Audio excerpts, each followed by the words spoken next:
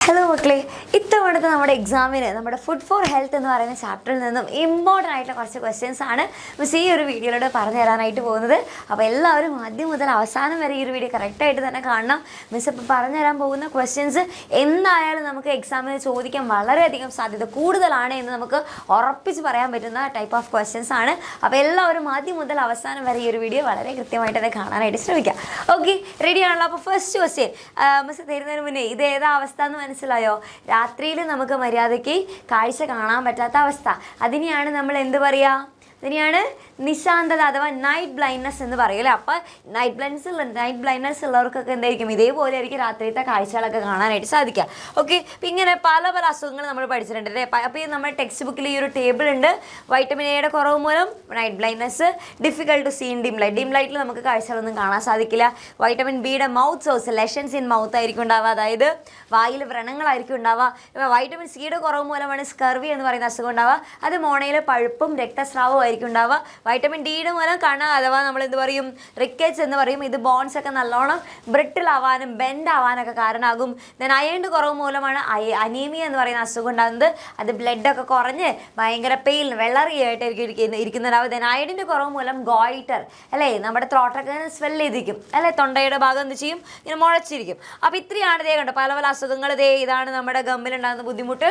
Okay, അപ്പം ഇങ്ങനെ ഇതാണ് നമ്മുടെ റിക്കറ്റ്സ്, ഇതേപോലെ പെയിൽനെസ്, ഗോയിറ്റർ, ഇങ്ങനെ പല പല അസുഖങ്ങൾ നമ്മൾ പഠിച്ചു. അപ്പോൾ ഈ ഭാഗത്ത് നിന്ന് എങ്ങനെയാണ് ക്വസ്റ്റ്യൻ വരിക എന്നുള്ളത് മിസ് കാണിച്ചു തരാം. അപ്പോൾ മിസ് ക്വസ്റ്റ്യൻ കാണിക്കുമ്പോൾ തന്നെ നിങ്ങൾ സ്വന്തമായിട്ട് ആൻസർ പറയാനായിട്ട് നോക്കുക.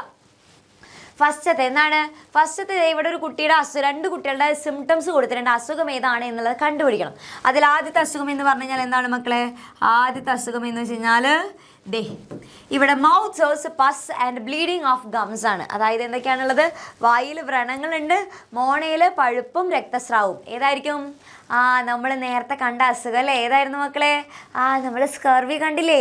സ്കർവിയിലായിരുന്നു എന്ന് പറഞ്ഞത്. ഇതേപോലെ വായിൽ പഴുപ്പും കണ്ടു, ഇതേപോലെ മോണയിൽ ആകപ്പാടെ പഴുപ്പും ആകപ്പാടെ സീനായിട്ട് നിൽക്കുന്നല്ലേ, പസ്സൊക്കെ ആയിട്ട്. അപ്പോൾ ഇതാണ് എന്ത് ഈ കണ്ടീഷൻ? ഇതാണ് സ്കർവി എന്ന് പറയുന്നത് അല്ലേ. അപ്പോൾ ഇവിടെ നമ്മുടെ ക്വസ്റ്റ്യൻ എന്തായിരുന്നു? ക്വസ്റ്റ്യൻ എന്ന് പറയുന്നത് name the deficiency diseases scene in this children. ആദ്യം തന്നെ അസുഖങ്ങളുടെ പേര് എഴുതി കൊടുക്കുക. ഒന്നാമത്തെയാണ് എന്ത്? ഒന്നാമത്തെ അസുഖമാണ് ഫസ്റ്റത്തെ ആളുടെ അസുഖം. ഒന്നാമത്തെ ആളുടെ അസുഖമാണ് എന്ത്? സ്കർവി. ഓക്കെ, സ്കർവി എന്നാണ് എഴുതുക. മലയാളത്തിലായ സ്കർവി എന്ന് തന്നെ എഴുതുക. ഇനി രണ്ടാമത്തെ ആളുടെ അസുഖം എന്താണ്? Lack of blood, paleness, excessive fatigue. അതായത് ബ്ലഡ് ഇല്ല, തീരെ രക്തക്കുറവ്, വിളർച്ച, അമിതമായ ക്ഷീണം. അത് ഏതായിരിക്കും മക്കളെ അസുഖം? ഏതായിരിക്കും? നമ്മുടെ അനീമിയ ആണല്ലോ. അപ്പോൾ രണ്ടാമത്തെ ആളുടെ അസുഖം എന്ന് വെച്ച് കഴിഞ്ഞാൽ എന്താണ്? അനീമിയ. മലയാളത്തിലായാലും അനീമിയ എന്ന് എഴുതാം. ഓക്കെ, ഇനി prepare a table of food items and nutrients in them to be included in the diet of these childrens to cure this disease. അപ്പോൾ ഇത്തരത്തിലുള്ള അസുഖങ്ങൾ നമുക്കറിയാം എന്തുകൊണ്ടാണ് വരുന്നത്? പല പല വൈറ്റമിൻസിൻ്റെ കുറവ് മൂലമാണ് ഇത്തരത്തിലുള്ള അസുഖങ്ങളൊക്കെ വരുന്നത് അല്ലേ. അപ്പോൾ അതുകൊണ്ട് തന്നെ ഈ അസുഖങ്ങൾക്ക് നമുക്കൊരു പരിഹാരം ഉണ്ടാക്കാനായിട്ട് ഇവർക്ക് പല പല ന്യൂട്രിയൻസും, അതായത് ഏത് ന്യൂട്രിയൻസ് ആണ് ഇവർക്ക് കിട്ടേണ്ടത്, അത് കിട്ടുന്ന ഫുഡ് ഐറ്റംസ് ഏതൊക്കെയാണ്, ഇതൊക്കെ പറഞ്ഞുകൊണ്ട് നമുക്ക് ഇവർക്കൊരു ഫുഡിനൊരു ഡയറ്റ് പ്ലാൻ നമുക്ക് ഇവർക്ക് പറഞ്ഞു കൊടുക്കാനാണ് പറയുന്നത്. അപ്പോൾ ഇവിടെ ഫസ്റ്റത്തെ രണ്ടാമത്തെ അനീമിയുള്ള കുട്ടിയാണെന്നുണ്ടെങ്കിൽ, അനീമിയുള്ള കുട്ടിയാണെങ്കിൽ ആ കുട്ടിക്ക് എന്തിൻ്റെ കുറവാണ് മക്കളെ? എന്തിൻ്റെ കുറവാണ്? വൈറ്റമിൻ സിയുടെ ആണോ? അല്ല, എന്തിൻ്റെ ആയിരുന്നു? അവർക്ക് അയേൺ ഡെഫിഷ്യൻസി ആണല്ലേ. അയേണിൻ്റെ ഡെഫിഷ്യൻസി അല്ലെങ്കിൽ അയേണിൻ്റെ കുറവ് മൂലമാണ് ഇത് ഉണ്ടാകുന്നത് അല്ലേ. അപ്പം അങ്ങനെയാണെന്നുണ്ടെങ്കിൽ അയേൺ ഡെഫിഷ്യൻസി ഉണ്ടാകുന്ന കുട്ടികൾക്ക് നമ്മൾ എന്താ കൊടുക്കുക? നല്ലോണം ഇലക്കറികളൊക്കെ, ലീഫി വെജിറ്റബിൾസ് ആണല്ലേ. ലീഫി വെജിറ്റബിൾസ് ഇപ്പോൾ തൽക്കാലം നിങ്ങൾ ലീഫി വെജിറ്റബിൾസ് ചെയ്താൽ, അല്ലാന്നുണ്ടെങ്കിൽ ദൈവസ് കാണിച്ചു തരാം. ലീഫി വെജിറ്റബിൾസ് ചെയ്താൽ, അല്ലെങ്കിൽ നമുക്ക് എന്ത് പറയാം? ഇതേപോലെ seed of pumpkin, house gram, jaggery, liver, ഇതൊക്കെ നിങ്ങൾക്ക് അവിടെ ഇൻക്ലൂഡ് ചെയ്യാനായിട്ട് സാധിക്കും. ഓക്കെ, അപ്പോൾ അയൺ അഥവാ ഇരുമ്പിൻ്റെ കുറവ് മൂലമാണ് എന്തുണ്ടാകുന്നത്? അനീമിയ ഉണ്ടാകുന്നത്. അപ്പോൾ അനീമിയ ഉള്ളവർക്ക് എന്ത് ചെയ്യും? Leafy vegetables, seed of pumpkin, അതേപോലെ ഹൗസ് ഗ്രാം, ജാഗറി, ലിവർ, ഇലക്കറികൾ, മത്തൻ്റെ കുരു, അതേപോലെ മുതിര, ശർക്കര, കരൾ, ഇതൊക്കെ എന്ത് ചെയ്യാൻ പറ്റും? അതിൽ ഇൻക്ലൂഡ് ചെയ്യാൻ പറ്റും. പ്രത്യേകിച്ച് ലീഫി വെജിറ്റബിൾസ് ആരും മറക്കരുത്, അത് ഏറ്റവും ഇമ്പോർട്ടൻ്റ് ആണ്. ഓക്കെ, ഒന്നും കിട്ടിയില്ലെങ്കിൽ ലീഫി വെജിറ്റബിൾ എഴുതാം. ഓക്കെ, ഇനി അടുത്തത് നമ്മുടെ ഇതിന് കുറവ്, അതായത് ഏതാണ്? Mouth sores, pus, bleeding of gums. ഇത് എന്തുകൊണ്ടാണ് മക്കൾ ഉണ്ടാകുന്നത്? എന്തുകൊണ്ടാണ്? വൈറ്റമിൻ സിയുടെ കുറവ് മൂലമാണ് അല്ലേ. വൈറ്റമിൻ സിയുടെ കുറവ് മൂലമാണ്. അപ്പോൾ വൈറ്റമിൻ സിക്ക് വേണ്ടിയിട്ട് നമുക്ക് എന്താ ചെയ്യാൻ പറ്റാം? സിട്രസ് ഫ്രൂട്ടുകളൊക്കെ നല്ലോണം കഴിക്കാം അല്ലേ. അപ്പോൾ വൈറ്റമിൻ സിക്ക് വേണ്ടിയിട്ട് നമുക്ക് എന്ത് ചെയ്യാം? ഇവിടെ ഫ്രൂട്ട്സ്, ഗൂസ്ബെറി, മുരിങ്ങ ലീവ്സ്, പപ്പായ, ഇതൊക്കെ നമുക്ക് അവിടെ കഴിക്കാനായിട്ട് പറ്റും. അപ്പോൾ ഈ പോയിന്റ് ഒന്ന് നോട്ട് ചെയ്ത് വെച്ചാൽ മതി. ഓക്കെ, ഇത് മിസ് പഠിപ്പിച്ചാൽ നീ നിർത്തില്ല. ഓക്കെ, അപ്പോൾ അവിടെ എന്ത് ചെയ്താൽ മതി? ഫ്രൂട്ട്സ്, നമ്മുടെ നെല്ലിക്ക. ഗൂസ്ബെറി എന്ന് വെച്ചാൽ മക്കളെ നെല്ലിക്ക, മുരിങ്ങയില, പപ്പായ. ഇതെന്ത് ചെയ്യാൻ പറ്റും? ഇത് അങ്ങോട്ട് കഴിച്ചാൽ മതി. അപ്പോൾ ആ കുട്ടിയുടെ ഡയറ്റിൽ ഇത് ഇൻക്ലൂഡ് ചെയ്യാനായിട്ട് പറഞ്ഞാൽ മതി. ഓക്കെ, റെഡി, സെറ്റ് ആണല്ലോ. അതാണ് ആ ഒരു ക്വസ്റ്റ്യനിൽ നമുക്ക് പഠിക്കാനുള്ളതുള്ളൂ. അതേ കണ്ടോ. അപ്പോൾ ഈ ഒരു ക്വസ്റ്റ്യൻ എൻ്റെ കുട്ടികൾക്ക് സെറ്റായി. ഓക്കെ, ഇനി അടുത്തൊരു ക്വസ്റ്റ്യൻ എന്താണ്? ഇവിടെ ദേ ഒരു കുട്ടി ടീച്ചറോട് പറയാണ്, I decide to avoid fatty food completely.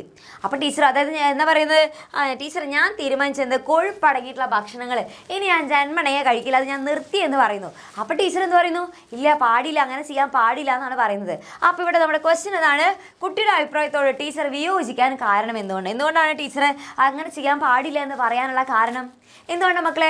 Fat നമ്മൾ മൊത്തത്തിൽ ഒഴിവാക്കിയാൽ ശരിയാവോ? പറ്റില്ല. കാരണം നമ്മുടെ ചില വൈറ്റമിൻസ് ഒക്കെ എങ്ങനെയായിരിക്കും? ചില വൈറ്റമിൻസ് ഒക്കെ ഫാറ്റിൽ ലയിച്ച് ചേരുന്ന വൈറ്റമിൻസ് ആണല്ലേ, അതായത് കൊഴുപ്പിൽ ലയിക്കുന്ന വിറ്റാമിനുകളാണ് നമുക്ക് കുറേ ഉള്ളത് അല്ലേ. അപ്പോൾ അതൊക്കെ നമുക്ക് കിട്ടണം എന്നുണ്ടെങ്കിൽ നമ്മൾ പഠിച്ചില്ല, അടക്ക് ഓർമ്മയില്ലേ? അടക്ക് പഠിച്ചില്ല. അപ്പോൾ അടക്ക് കിട്ടണം എന്നുണ്ടെങ്കിൽ ADEK അത്രയും വൈറ്റമിൻസ് ഒക്കെ നമ്മുടെ ശരീരത്തിൽ കിട്ടണമെങ്കിൽ എന്ത് വേണം? നമ്മുടെ വൈറ്റമിൻസ് കൂടിയേ തീരൂ അല്ലേ. അപ്പോൾ അതുകൊണ്ട് നമുക്ക് എന്ത് എഴുതാം? എങ്ങനെ എഴുതാം? ഇവിടെ നമ്മുടെ ഫാറ്റ് നമ്മുടെ ഡയറ്റിൽ നല്ലോണം കുറഞ്ഞു പോയി കഴിഞ്ഞാൽ, അല്ലെങ്കിൽ കൊഴുപ്പ് തീരെ കുറഞ്ഞു കഴിഞ്ഞാൽ എന്ത് സംഭവിക്കും?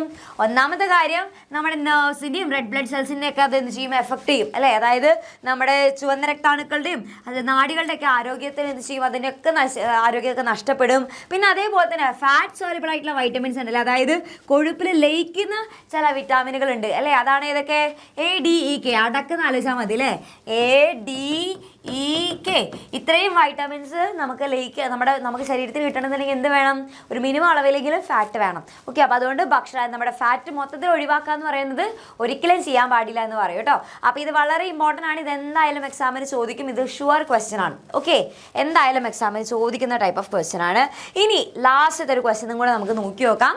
ഇവിടെ എന്താണ്? ഇവിടെ പൊട്ടറ്റോ, ടൊമാറ്റോ, സ്പിനാച്ച്, ബീൻസ് ഒക്കെ കൊടുത്തിട്ടുണ്ട്. ഓക്കെ, അപ്പോൾ ഇതിൽ ഏത് ഫുഡ് ഐറ്റംസിലാണ് കൂടുതൽ സ്റ്റാർച്ച് ഉള്ളത് എന്നുള്ളതാണ് ക്വസ്റ്റ്യൻ. ഇതിലേതിലാണ് മക്കളെ ഏറ്റവും കൂടുതൽ സ്റ്റാർച്ച് അഥവാ അന്നജം കൂടുതലുള്ളത്? ഇതിലേത്? ഓക്കെ, ഇവയിൽ ഏതിലാണ്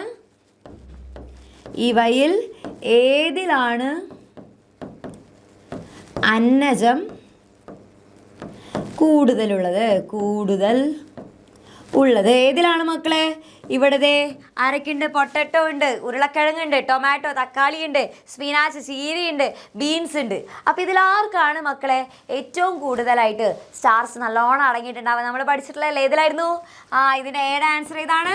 നമ്മുടെ പൊട്ടറ്റോ ആണ് റൈറ്റ് ആൻസർ. പൊട്ടറ്റോ അഥവാ നമ്മുടെ ഉരുളക്കിഴങ്ങിലാണ് എന്തുണ്ടാവുക? ഉരുളക്കിഴങ്ങിലാണ് ഏറ്റവും കൂടുതൽ, ഈ കൂട്ടത്തിൽ ഏറ്റവും കൂടുതൽ സ്റ്റാർച്ച് ഉള്ളത്. ഓക്കെ, ഇനി അടുത്തൊരു ക്വസ്റ്റ്യൻ, അത് നിങ്ങൾക്ക് ഹോംവർക്ക് ക്വസ്റ്റ്യൻ ആയിട്ട് വെച്ച് തരികയാണ്. Write the components of carbohydrates. കാർബോഹൈഡ്രേറ്റ്സിൻ്റെ ഘടകങ്ങൾ. ഓക്കെ, അതിൻ്റെ പല ഫോമല്ല, ഇത് മിസ് ഇമ്പോർട്ടൻ്റ് ആയിട്ട് പറയുന്നു. കാർബോഹൈഡ്രേറ്റിൻ്റെ പല ഫോമുകൾ നമ്മൾ പഠിച്ചിട്ടുണ്ട് അല്ലേ. സ്റ്റാർച്ച്, ഗ്ലൂക്കോസ്, അതെല്ലാം മിസ് ചോദിക്കുന്നത് കാർബോഹൈഡ്രേറ്റ് ഉണ്ടാക്കിയിട്ടുള്ള അതിൻ്റെ ഉള്ളിലുള്ള കമ്പോണൻസ് ഏതൊക്കെയാണ് എന്നുള്ളതാണ് ക്വസ്റ്റ്യൻ. അതിൻ്റെ ആൻസർ എന്ത് ചെയ്യുക? നിങ്ങൾ ഇപ്പം തന്നെ കമൻറ്റ് ബോക്സിൽ വന്ന് കമൻറ്റ് ചെയ്യുക. ഓക്കെ, നമ്മൾ ഓൾറെഡി മിസ് കുറേ വട്ടം ക്ലാസ്സിൽ പഠിപ്പിച്ച് തന്നിട്ടുള്ളതാണ്. അപ്പോൾ വേഗം തന്നെ എന്ത് ചെയ്യുക? വേഗം തന്നെ അതിൻ്റെ ആൻസർ കമൻറ്റ് ബോക്സിൽ കമൻറ്റ് ചെയ്യുക. ഇതേപോലത്തെ വീഡിയോസ് ഇനിയും എൻ്റെ കുട്ടികൾക്ക് വേണമെന്നാണെന്നുണ്ടെങ്കിൽ അത് മറക്കാതെ എന്ത് ചെയ്യുക? കമൻറ്റ് ബോക്സിൽ വന്ന് കമൻറ്റ് ചെയ്യുക.